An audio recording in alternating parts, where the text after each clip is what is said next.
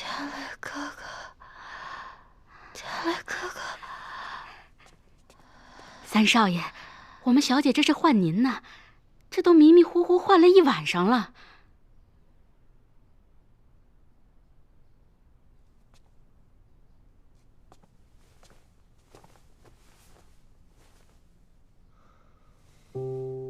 秀波妹妹，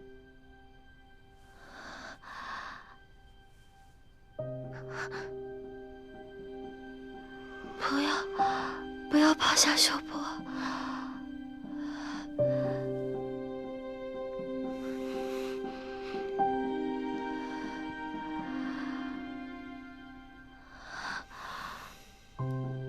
天雷哥哥，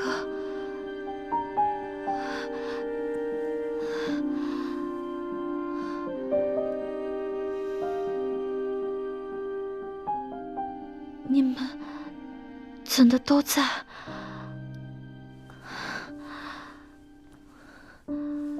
秀波方才做梦，梦回到小时候，天雷哥哥带着秀波玩耍的日子。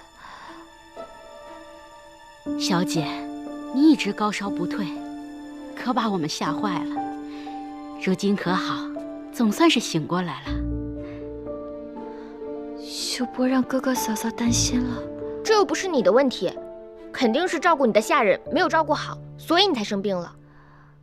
不是的，嫂嫂，他们都照顾得很是尽心，是我自小身子就弱，怕是突然来了林州，一时水土不服，多休息2日就好了。我记得小姐小时候初到林州，也得过一次这样的病。我不碍事的，劳烦天磊哥哥和嫂嫂担心了。还说没事呢，从昨天晚上到现在，你可是一口东西都没吃。奶娘，不可多嘴。来了，厨房做了素馄饨。给我吧，小姐，我喂你吃一口。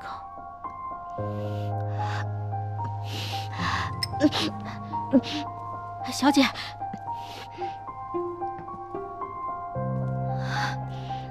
三少爷，这还没吃呢就犯恶心，这可怎么办呀？我没事的，就是没有胃口罢了。秀波妹妹想吃什么，我吩咐厨房给你做。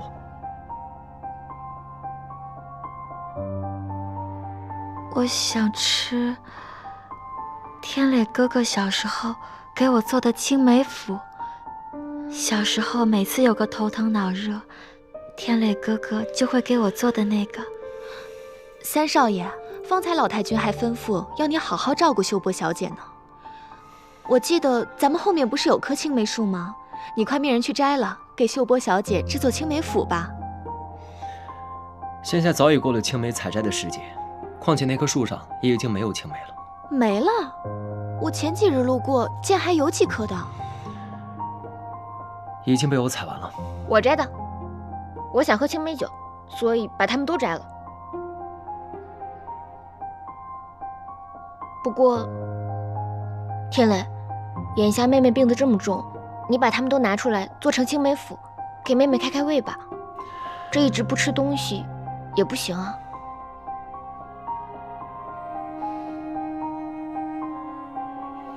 对不住嫂嫂，害你喝不成青梅酒了。没什么的。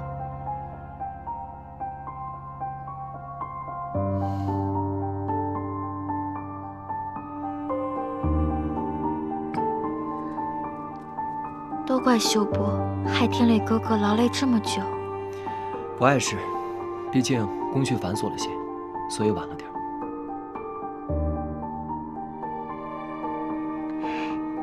是天磊哥哥的手艺，光是闻着味道，秀波都要流口水了呢。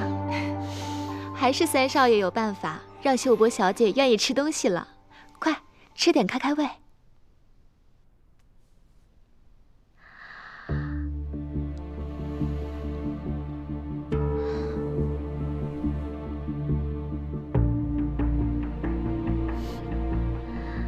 还是天磊哥哥联系秀波。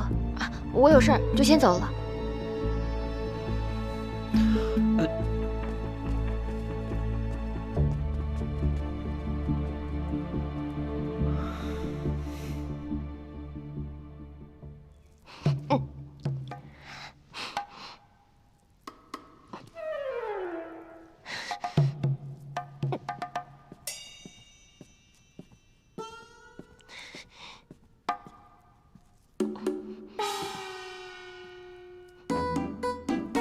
小姐，你吃点东西吧。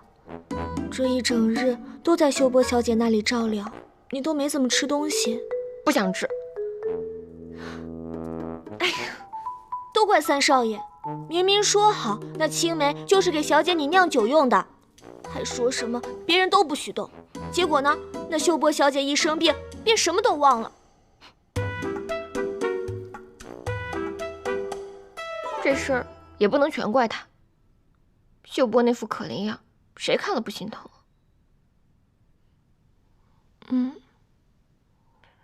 小喜，我觉得很奇怪，但又说不出哪里奇怪。哪里奇怪呢？娘子果然敏锐，此事的确大大的奇怪。你过来这儿干嘛呀？不留在你秀波妹妹身边，人家生病了，变成这样还叫你的名字呢。那人家不是烧糊涂了吗？齐天磊，你说得倒轻松，是你先拉人家手，拉的还不够吗？那拉手，哎呀，是不该。娘子，你别碰我。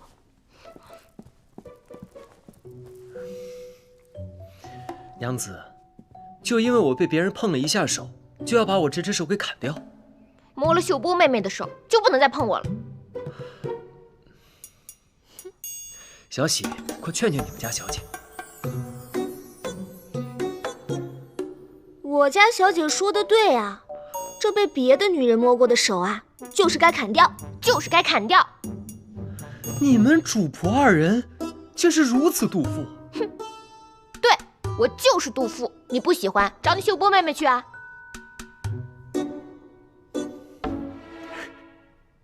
你笑什么？我笑我娘子为我吃醋，我自然是开心的。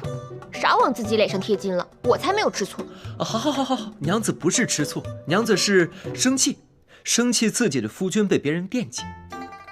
对，我只是生气，我的东西被人惦记。那娘子就不必生气了。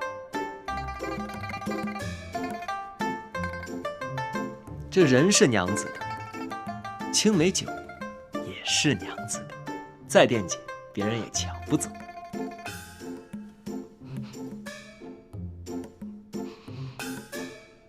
果然是青梅酒，你哪来的青梅？为了保住娘子的这几颗青梅，我可是差人跑了大半个林州呢。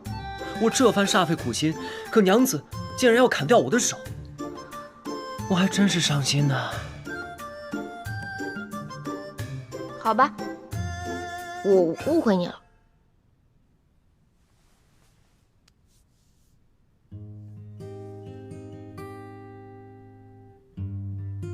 我答应过娘子，这几颗青梅谁都不许碰，我又怎能食言呢？算你识趣。对了，你刚才说有些奇怪，是发现了什么吗？秀波这场病确实有些古怪。我也觉得，这好端端的，怎么就突然生病了呢？他在梦里叫我的名字，拉我的手，都略显刻意。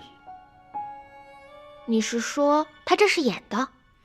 高烧倒是真的，不过这情貌真有几分像演的。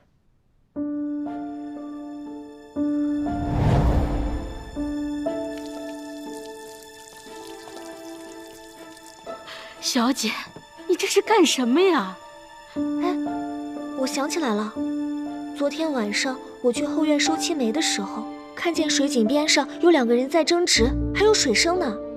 那身形像是秀波小姐，我瞧着她正打了那井水上来泼洒着呢。那这个意思是，他为了生病自己泼自己冷水，8九不离10了。这也太……不过秀波本性纯良，怎会连自己的身子都不顾，也要离间你我2人呢？或许是对你用情至深呢。娘子，你就别再打趣我了。这江山易改，本性难移。就算女子真动了情，按照秀波的本性，也不该至此的。有人怂恿他，秀波妹妹有福了，这边院就是特意留给妹妹的，可见老太君对妹妹的宠爱啊。哎，我想起来了，那日秀波小姐搬进院子的时候，柯少爷也来贺喜。他们二人把下人支开，窃窃私语了好一阵呢。果不其然，又是柯世昭。柯世昭，又是柯世昭，棒打鸳鸯到本姑娘头上，还利用秀波妹妹对你的感情，我饶不了他。娘子不用着急，此事涉及秀波，咱们还需从长计议。我看秀波妹妹也是痴情的人，要是柯世昭再利用她，不知道会发生什么。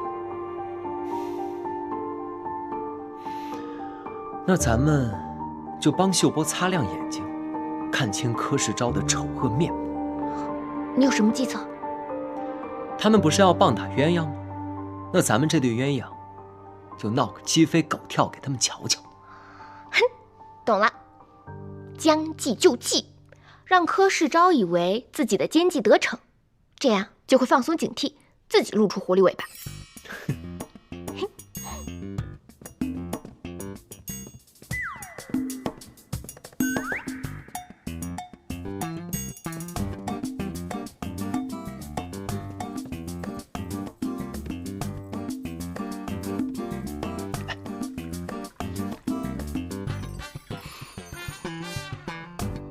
你这悍妇，极度成性！我堂堂齐家三公子，3妻4妾，通房4舞，又有何不可？哼，你这个没良心的！我千里迢迢的嫁来齐府，你就这么对我，让我跟那些阿猫阿狗争风吃醋。早知道我就不来了，让你这个病秧子病死！你再看看你浑身上下，哪样与我般配？我要找一个天仙般的女子，秀发如水，顾盼生姿。你想得美！哪个好女子看得上你？一看就是病秧子，身体不行。你彪悍如河东狮，你性格古怪，你面目可憎，你臭不要脸！姑奶奶受不了了，我走了。求之不得，我也落个逍遥自在。哼，你就该感谢你姑奶奶，我救了你命。哎，你干嘛？你再如此，我便不客气了。哼，你敢对我怎么样？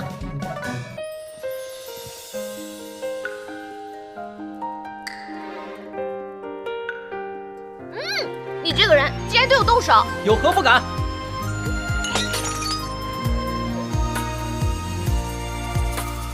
鸟语花开春空气，为一缕香追忆。一色流烟30里，竟无人怜惜。清静出山风雨息，雁归落汤溪。一叹不知你归期，而叹忆往昔。小姐，三少爷，那个看戏的已经走了。难忘当时为爱的坚持。小姐，那我进来了。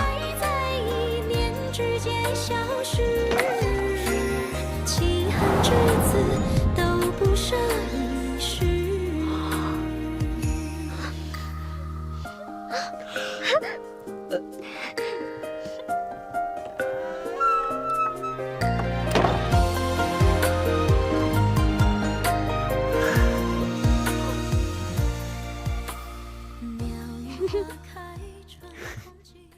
我在三少爷的屋外听见他们吵得可厉害了，还砸东西，吵得特别凶。太好了，既然如此，肯定是他们之间产生了隔阂。那我们就从中作梗，将他们一分为二，这样我们就可以坐收渔翁之利。那下一步呢？下一步，我们就按照计划。恭喜秀波妹妹了。何喜之有？秀波妹妹巧用心思，那一边已经是暗无天日了。你的天磊哥哥和那个三少奶奶日日紧闭房门，吵得不可开交，两个人那叫一个惨呀！我是不是做得太过了？妹妹，你此时此刻万万不可妇人之仁。大事将成，不可以退缩。况且，你与天雷乃是两小无猜、青梅竹马的情谊，反倒是那杜冰雁，她才是最为过分，鸠占鹊巢，抢了你的心爱之人。妹妹，事已至此，不如我们就在此刻乘胜追击。可表哥，这是什么意思啊？那杜冰雁性子泼辣，若是让她一哭二闹，闹到老太君面前去，那妹妹的事恐怕会有变。不如就趁他们夫妻二人离心之时，妹妹单刀直入，得了天雷的心。要怎么做？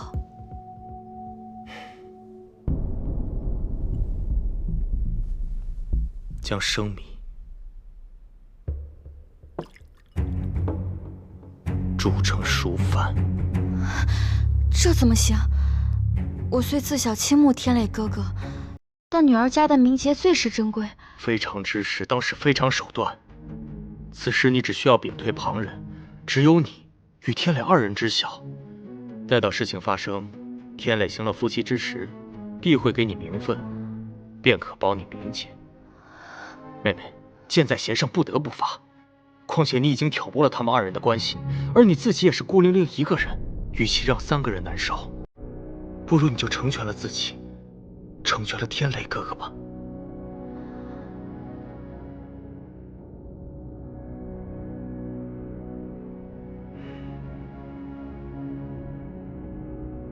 表哥已为你谋划周全，天衣无缝，万无一失。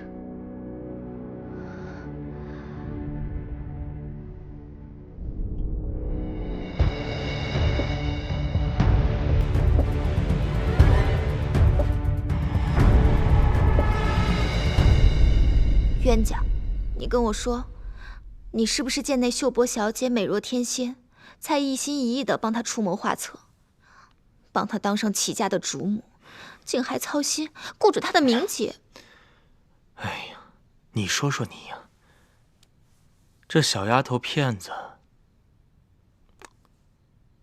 哪儿比得上你风情万种啊？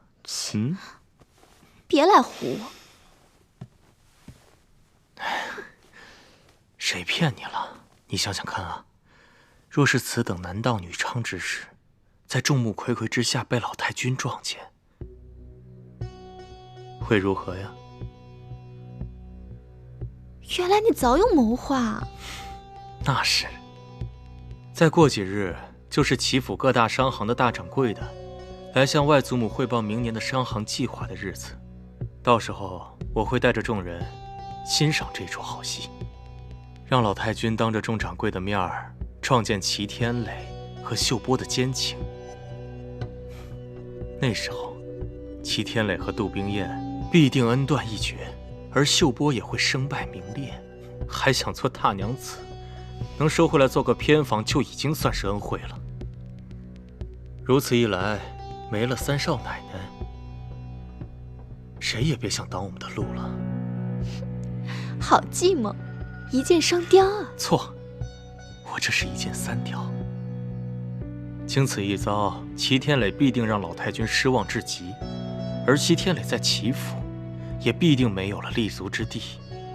这偌大的齐府啊，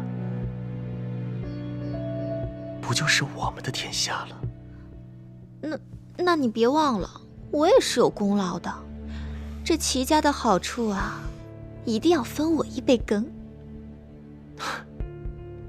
那是自然。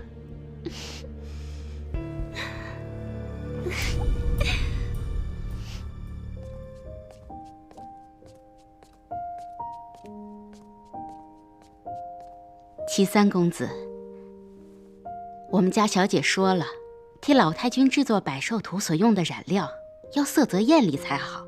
小姐邀约三少爷前往后花园，一同采摘水芙蓉花，以此精研成料，留作备用。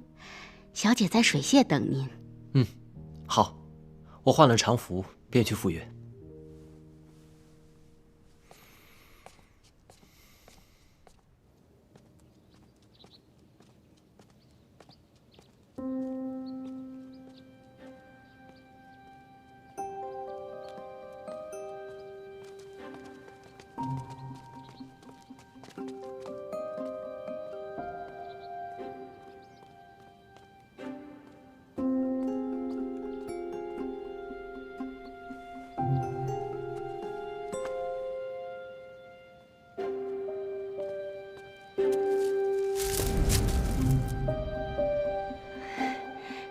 成了。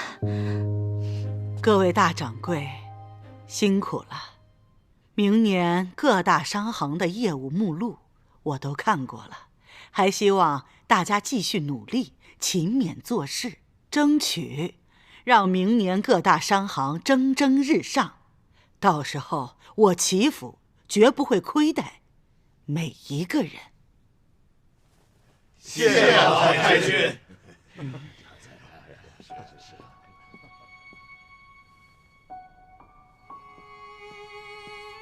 世昭，今天晚上的酒宴准备的怎么样了？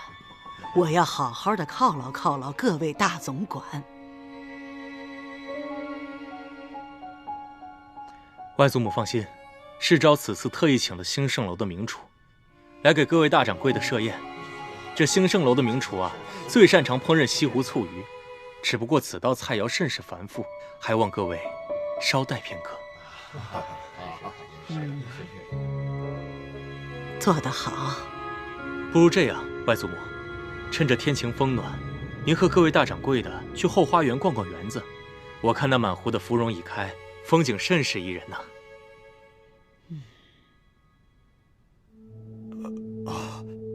早就听闻咱们东家的园子是大师所造，园林别致，我们都还未曾见过呢。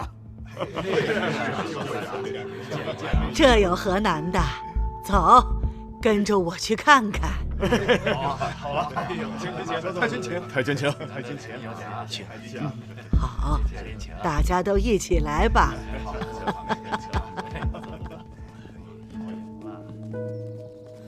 外祖母，慢点。哎，好好。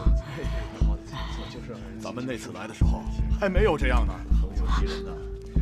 你看这桥，果然是曲径通幽，风貌别致呀。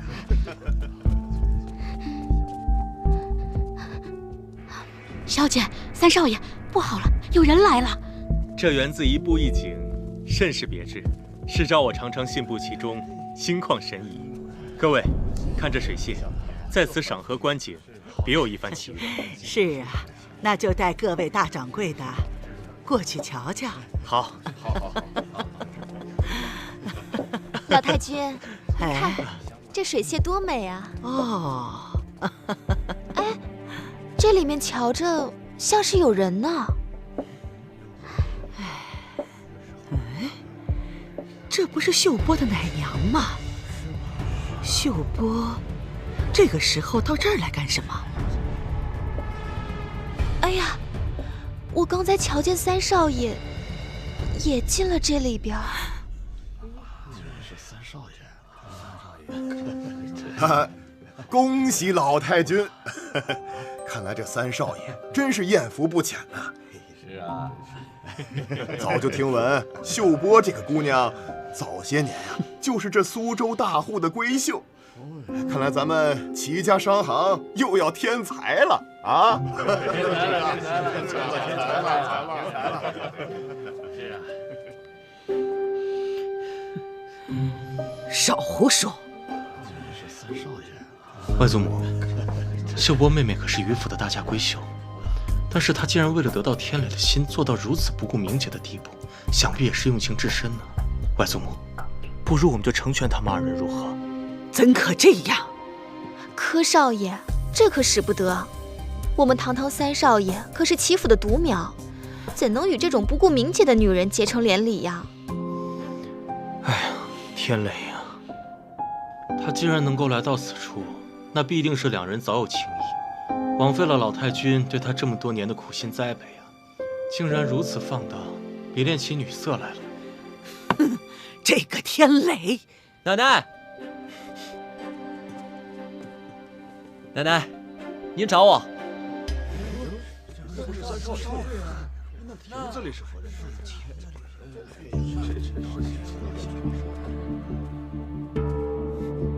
你，你怎么会在此处？表哥的意思，我不在此处，应当在何处呢？对呀，不是说是三少爷吗？奶奶，这是我为您写的百寿图，方才装裱好了，给您送过来。好，好。我刚刚明明看见三少爷进了那里面，那里面的是谁啊？奶奶，是谁？是我呀。哦，冰燕，你这是？我跟秀波妹妹在一块儿呢。可是招说的话，可都听清楚了。多谢姐姐救我出无底深渊。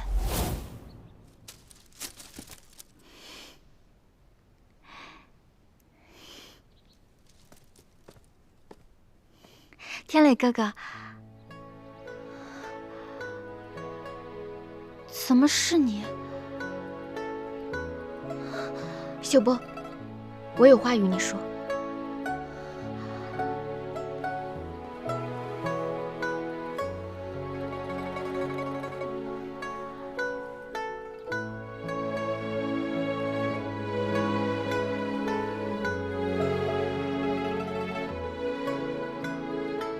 秀波妹妹，你我同为女子，我明白你对天磊的情谊。只是我与你相比，也绝不差半分。我们女子若是寻得一个好夫君，与他幸福快乐地过上一辈子，那也是好事。只是这天大地大，情情爱爱绝不是女子的唯一追求。你该有自己的广阔天地，这样以后，你一定会寻得属于自己的如意郎君，他会疼惜你，爱护你。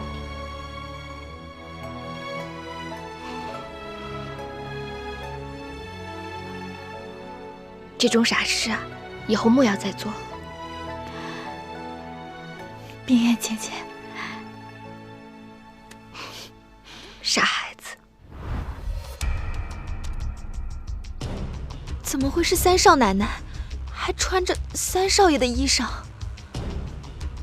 上次投壶，奶奶夸我英气，我就寻了天磊的衣衫来讨奶奶开心。好，奶奶，秀波妹妹给你制作了芙蓉香露，撒在百寿图上，可香了。来，娘子。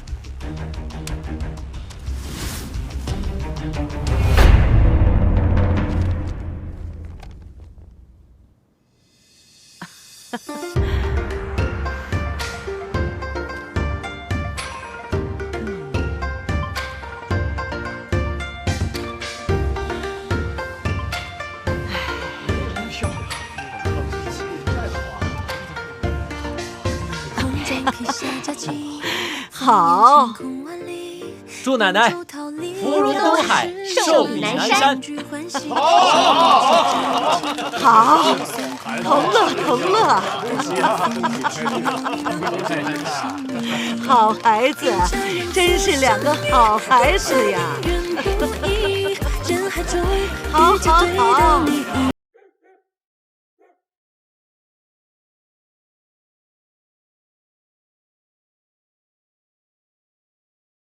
长什么样子呢？那我看看。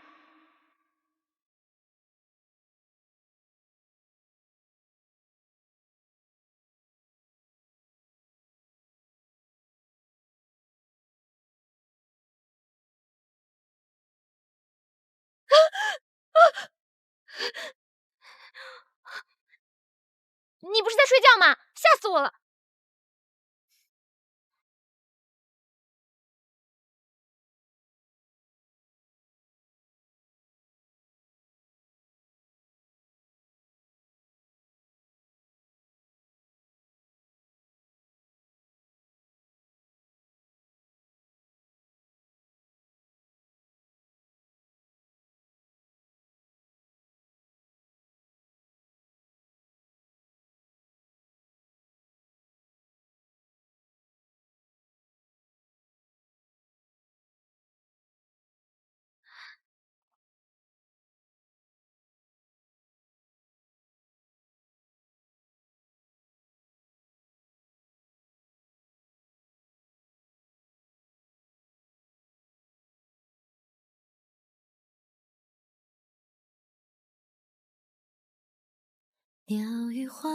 看什么看？怎么，只许姑娘方才偷看我，就不让我看你了？这扬州来的姑娘，好生霸道。我看你呢，我看你是因为怕你是个病秧子。这耳听为虚，眼见为实。那姑娘方才上上下下打量了我一遍，我是否是一个病秧子短命鬼的长相呢？长得倒是挺俊俏。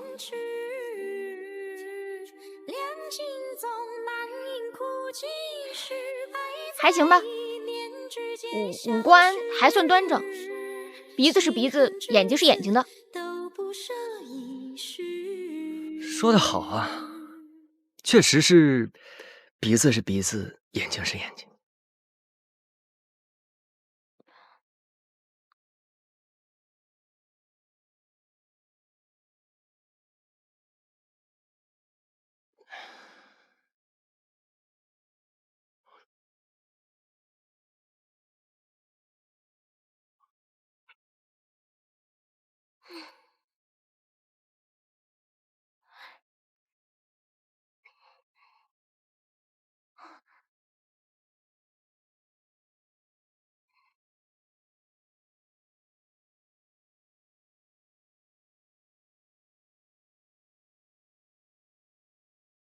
没想到成个亲这么麻烦。我也一贯讨厌那些繁文缛节，又是拜堂又是磕头的，留着我们二人在这里守着什么规矩，像个木偶一样。我爱娘子在我这儿，不必拘束。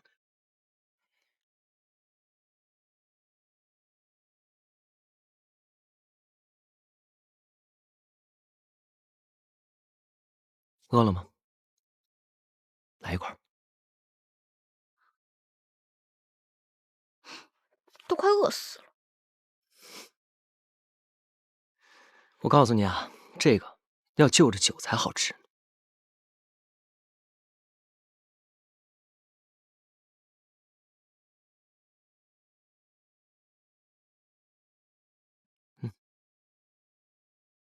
哎，你这个病秧子，当心喝太急了。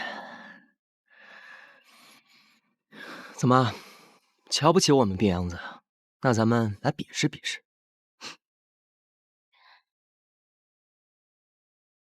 你就是个病秧子，我会怕你？这酒也太辣了吧！一喝就不是什么好酒，没有我们扬州的酒清甜干爽。那好，那咱们就换一种喝法。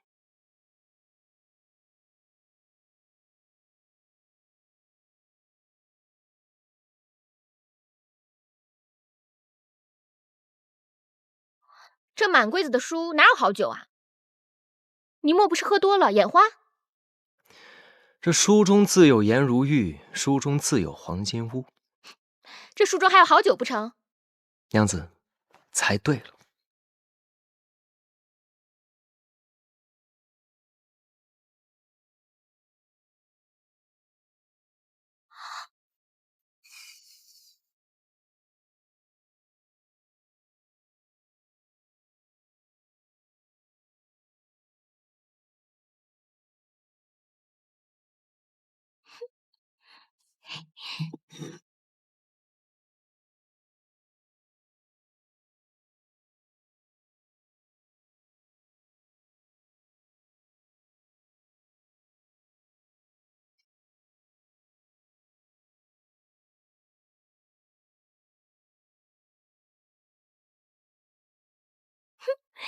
哎，且慢，娘子刚才不是说要比试比试吗？比什么？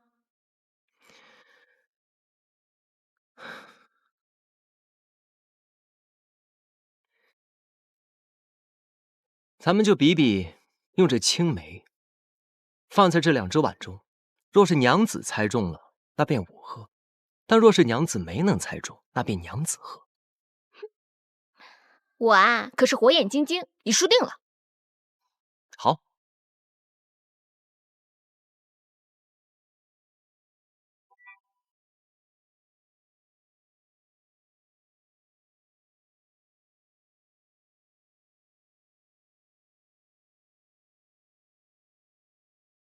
来吧。这个。确定在这儿？这个。确定？就是它。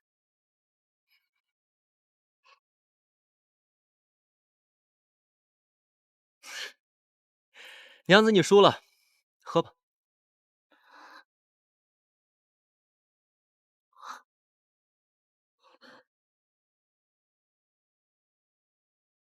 那肯定是这个。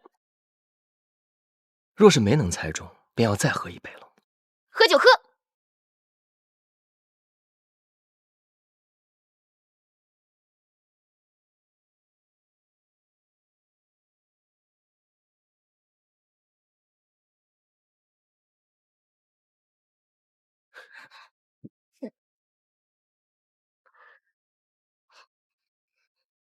哎呦，不好玩，不好玩！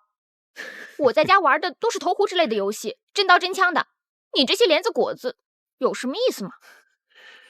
娘子喜欢玩投壶啊，那还不简单？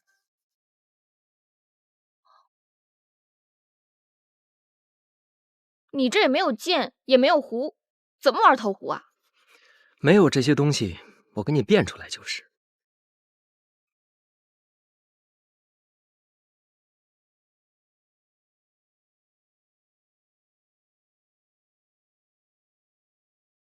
娘子，请吧。还挺有办法。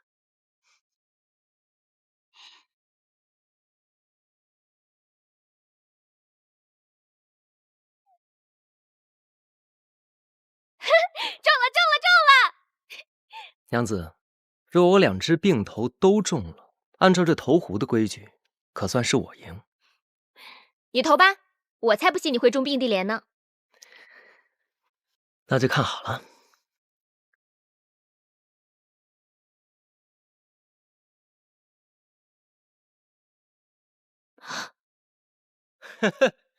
哎呀，娘子啊，你又输了。哼，哎，今天运气真好啊！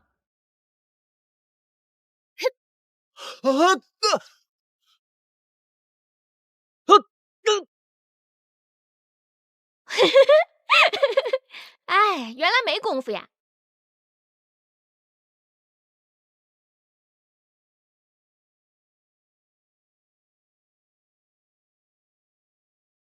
公子，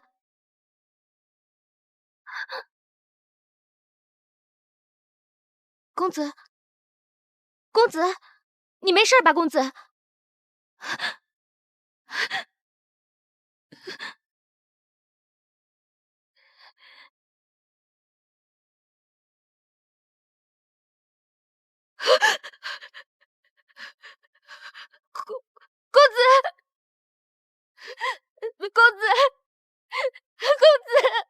你别死啊！公子，我不是故意的，你快醒醒，公子，怎么办呢？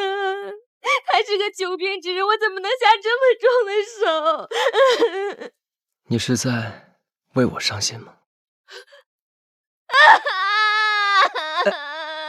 娘子，你别哭了。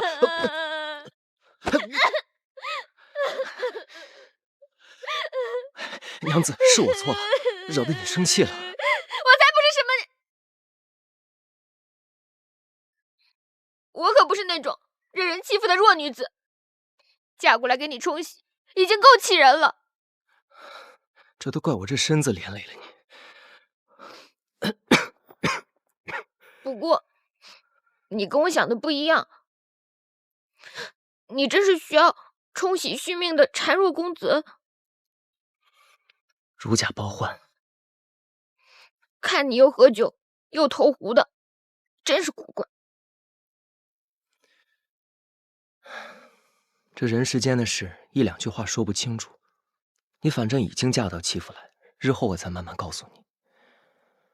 不过你放心，我绝对不是冒牌的齐天磊。可是我是冒牌的杜冰雁。倒是你，这扬州来的大家闺秀，怎会是如此做派？谁说大家闺秀就得摆着了？每个人都有自己的爱好和习惯，就像你说的，这人世间的事儿，一句话两句话讲不清楚。我个性为何这样，日后跟你说。好，这样的性子倒也好，我也不喜欢那端着板着的大家闺秀做派。亥时二更，熄灯入梦。亥时二更，熄灯入梦。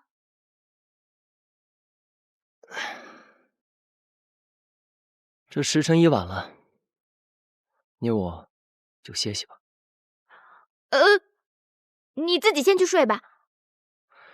这洞房花烛夜，哪有一个人睡得到的？我刚来林州，水土不服，身子有些不适，所以还是各睡各的吧。定是他害怕与男子同床共枕。原来如此。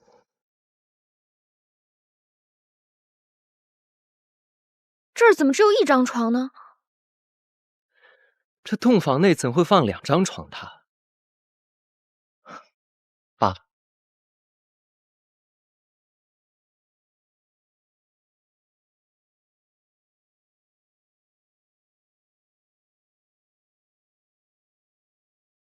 今晚我便睡在此处吧。那怎么行？要睡也是我睡。哎，我一个堂堂7尺男儿，怎么能让一个女孩子睡这儿呢？我堂堂一个巾帼女英雄，怎么能让病秧子睡榻上呢？不用再争了，我睡上。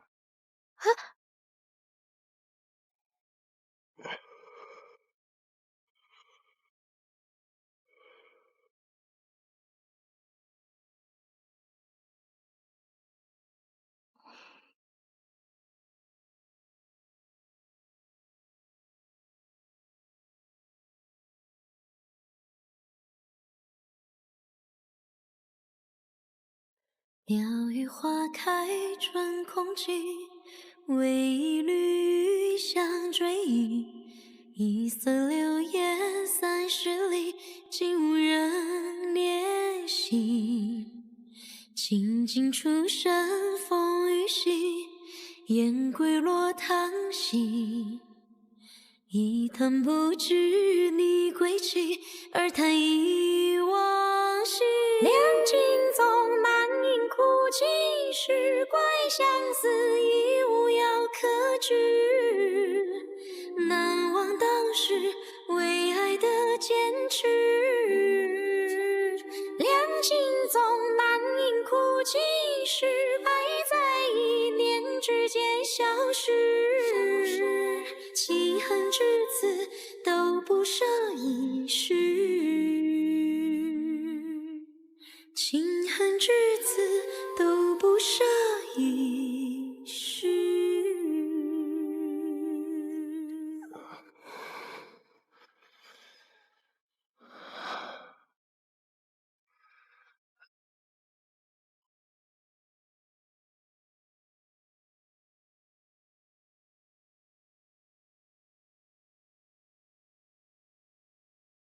你不是睡觉吗？吓死我了！你就是个病秧子，我会怕你？中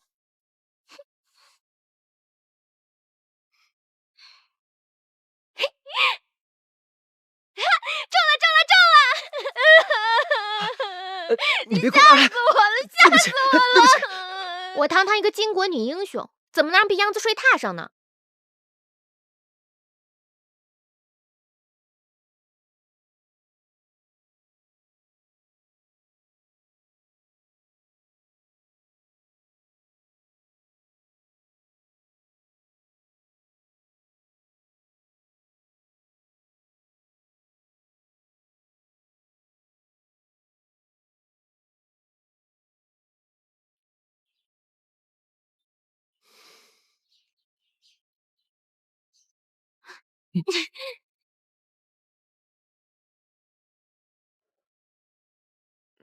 你想干嘛？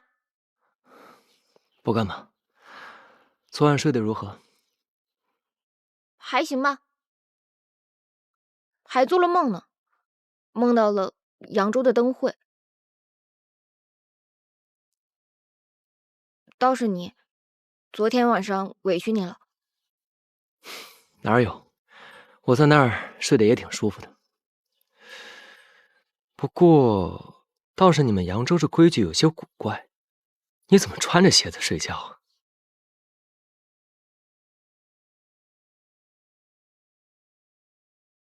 当然是为了防你们林州人。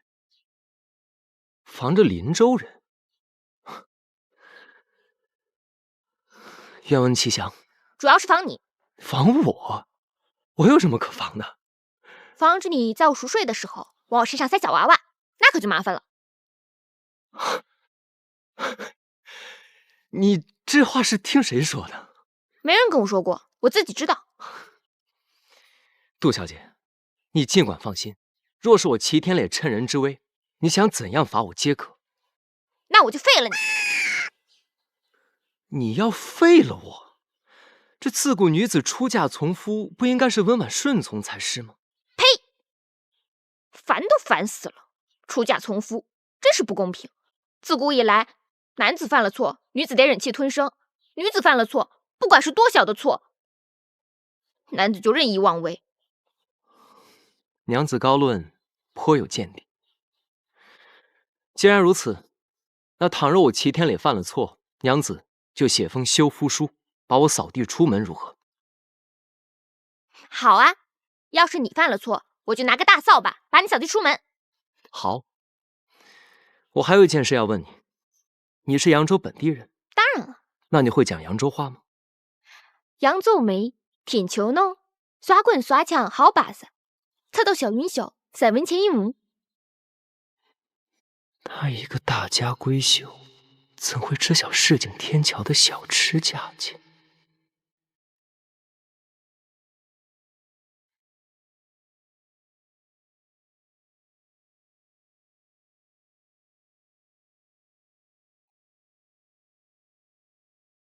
快点，快点，小姐她们已经要起床啦。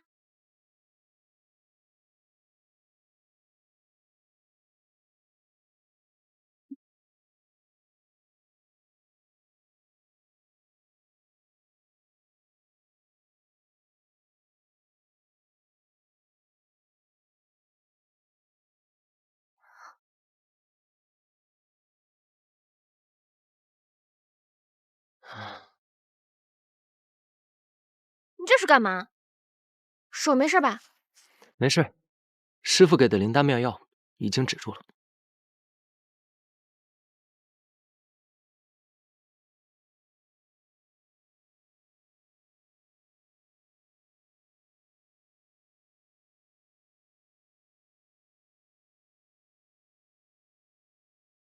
少爷，请吧。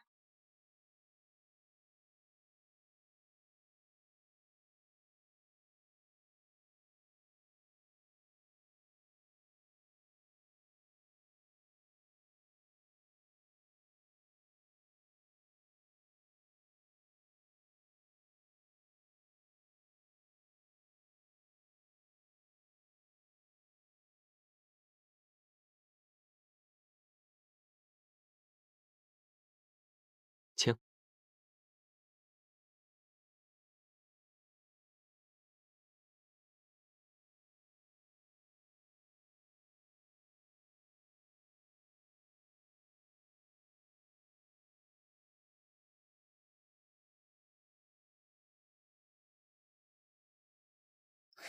小许姐，快来一下。我自己会洗。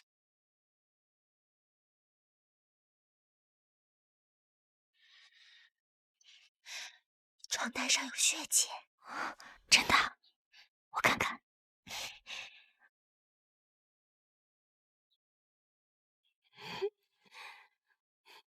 快去告诉老太君，这样她可放心了。是。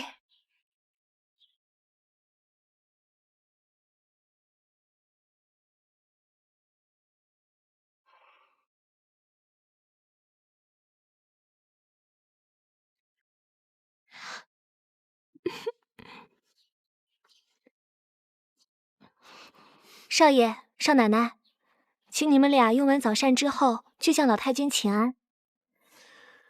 好，知道了。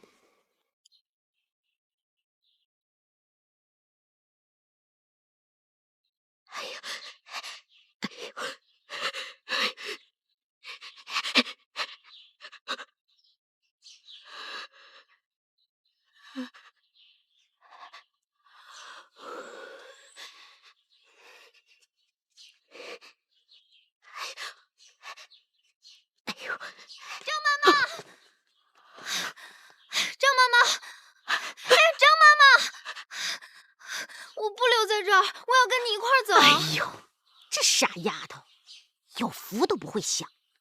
这将军府你不带，你要上哪儿去啊？我才不在这儿待呢，这比坐牢都难受。哎呦，说的也是。我听说呀，这府里都死了2位夫人了，吓得我呀，连夜都不敢过。哎呀，那陆小姐她怎么办呀？我呀，给她灌了睡眠散，她没有2天醒不来。那能行吗？怎么不行？哎，你走不走？自身都难保了，还管她干什么呀？走吧，走吧。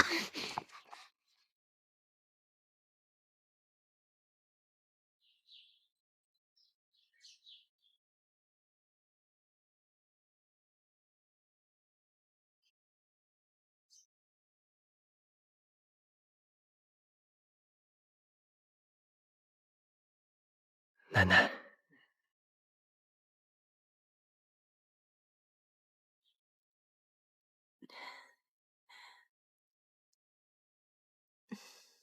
这齐府怎么清一色都是女人啊？阴盛阳衰。咦，你看看这个，刚刚还好好的，现在又咳嗽了。明艳，还不快跟奶奶奉茶？啊，天磊，快坐下啊！哎呦！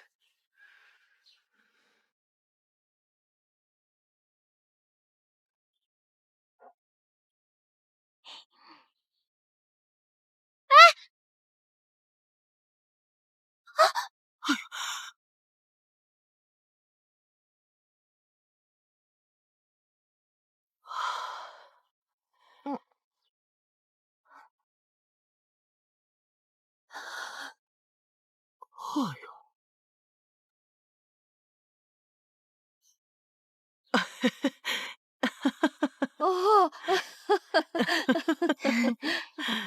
老太君慈眉善目，像是佛堂里的菩萨像。冰燕见了就想更恭顺一些，好好给您敬茶。老太君，请喝茶。哎，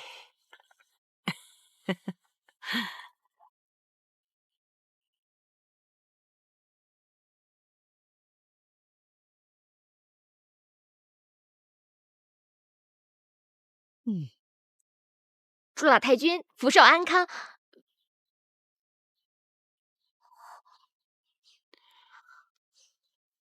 小喜教我的词，我想不起来了，怎么办？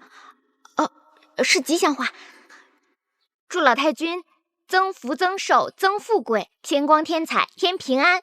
好，我喜欢这句话。小巧，来，这是给你的。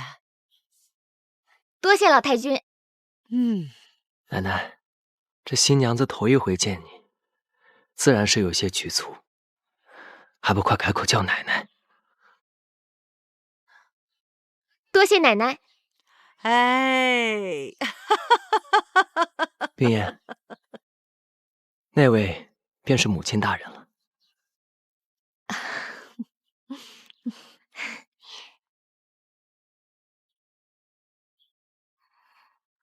婆婆请喝茶。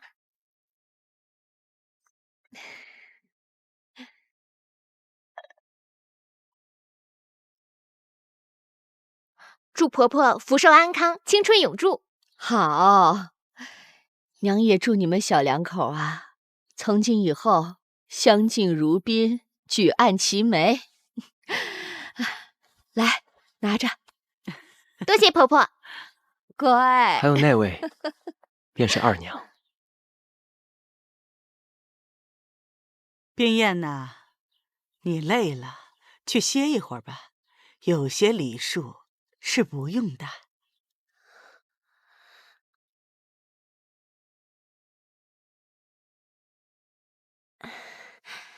那礼数也是不能少的。三少奶奶早生贵子，多谢二娘。快坐吧。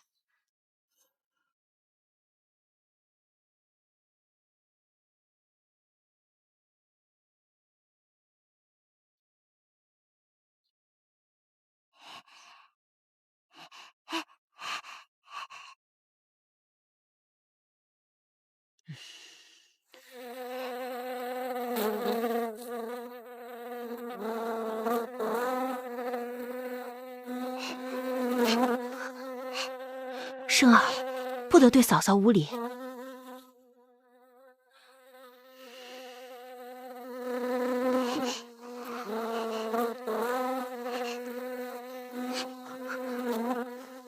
燕生，不许胡闹。小巧，你带他到外面去玩。是。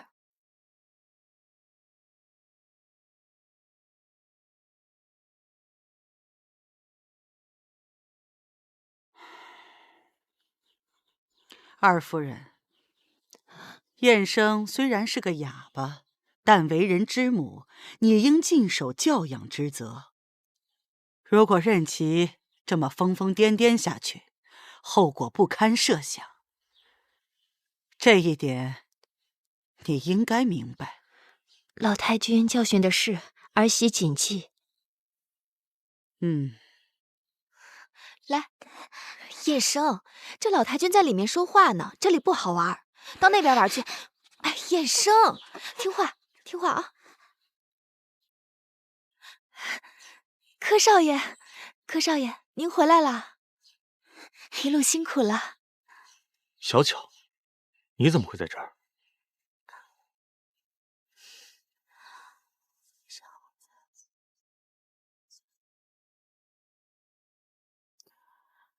外祖母，哎，回来了，回来了，辛苦了。哦，我给你们介绍一下，这是我的外孙柯世昭，这是你弟妹杜冰燕。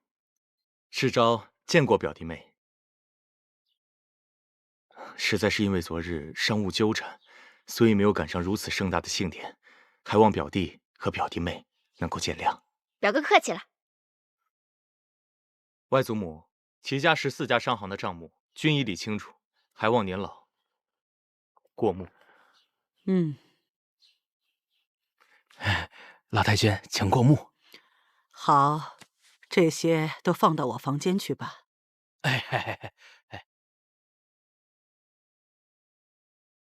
世昭啊，坐。好。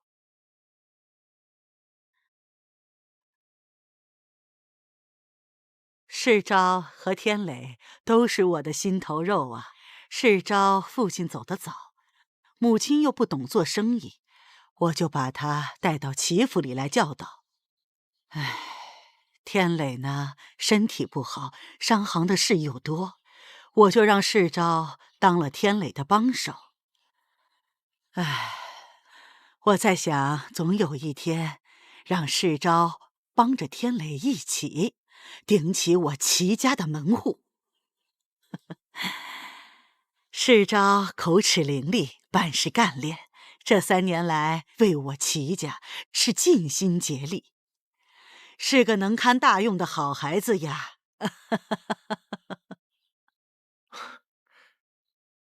年老过奖了，世昭不敢当。对了，世昭此次去福建，特意亲自选购了一件礼物，还望表弟与表弟妹能够笑纳。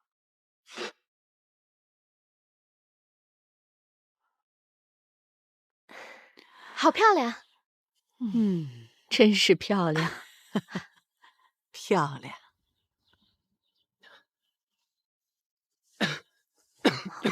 天磊，磊儿，天磊，天磊，天磊，慢点，没事吧？蕾蕾怎么样啊？啊，蕾儿，天磊啊！哎呦，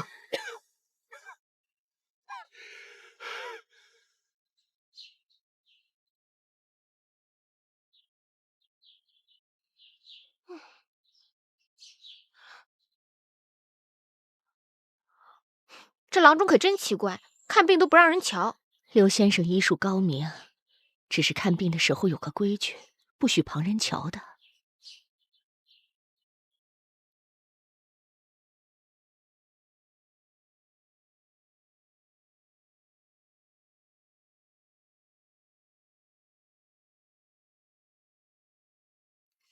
新夫人怎么还不醒啊？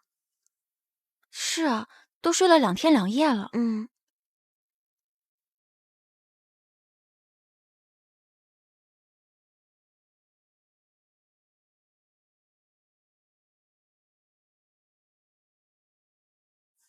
新夫人真漂亮。是啊，真美啊。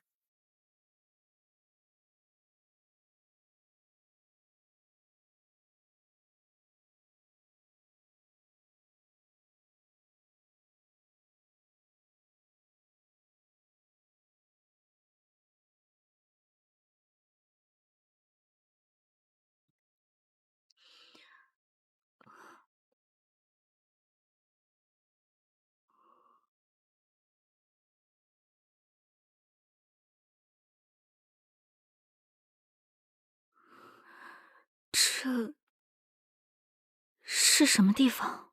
夫人，这是荆州的将军府。梅香呢？张媒婆呢？不是说好了要回扬州的吗？夫人，他们已经回去了。回去了？是夫人，昨天走的。怎么就回去了呢？留我一个人。夫人真会说笑，花轿到了，他们自然就回了。夫人，请梳洗更衣吧。夫人，请梳洗更衣。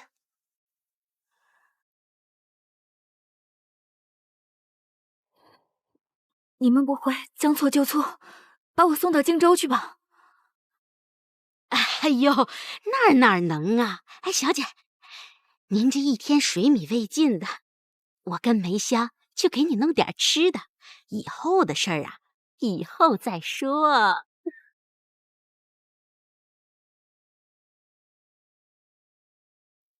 不忙梳洗，也不必更衣。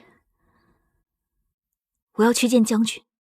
夫人，将军此时不在府里。夫人，咱们府里规矩多，没有将军和李总管的允许，绝不可擅自乱闯。你们不必为难了，我自己去。夫人，夫人，你要去哪儿啊？夫人不可乱闯。他已经娶了2位夫人了，而且都是被他折磨死的。被总管知道怎么办呀？哎，快去拦着夫人！夫人，夫人，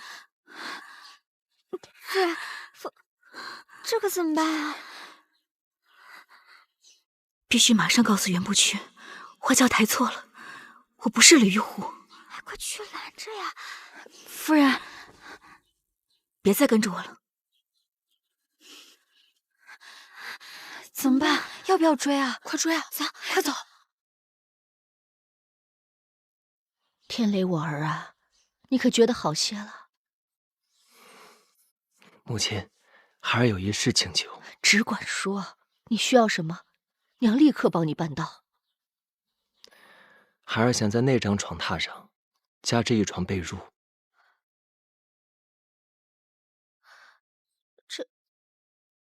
哎呀，你们这新婚燕尔的，要2张床榻做甚？那娘何时才能抱上孙子呀？娘，孩儿需将养身体，仍需节制啊。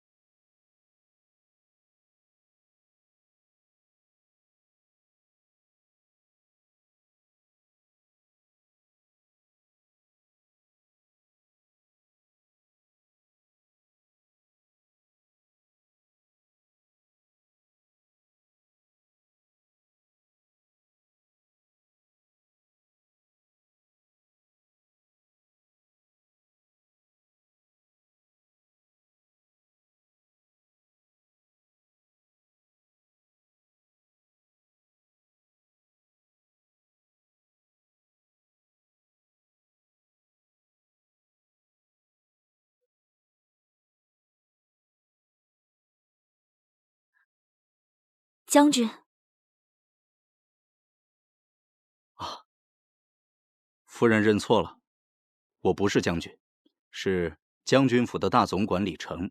夫人，一路辛苦了。李总管，请问将军在何处？您暂时还见不到将军，他奉旨平息叛乱，戍守边城，已然出征去了。可我等不得呀。您是堂堂的将军夫人，自然应该在府中等候将军回来。将军临走时吩咐，让新夫人在府中静候，待他凯旋再行婚礼。可我根本就不是新夫人啊！此话怎讲？你们的新夫人是李玉湖李小姐，而我姓杜，叫杜冰燕。那天我们在扬州仙女庙上错了花轿。夫人，您当我是3岁的小孩吗？我没骗你，那天是李杜两家同时送嫁。好了，夫人，您不必多说，送夫人回房，要小心伺候。是。你，夫人请。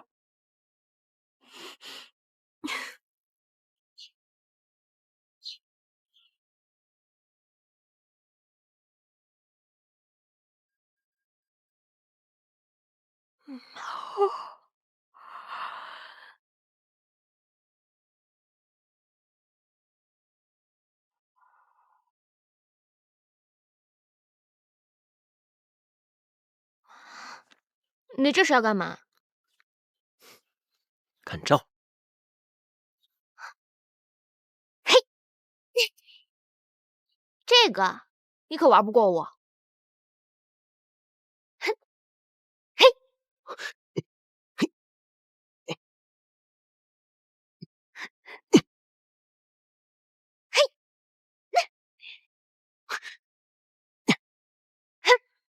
哎，以手持剑可是犯规啊！谁说我犯规？哼！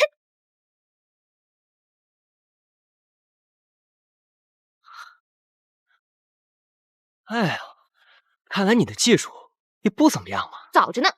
嘿，嘿，你这，我，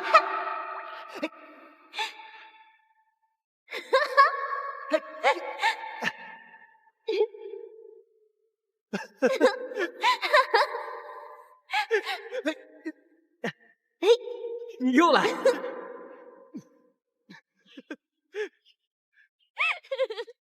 干嘛？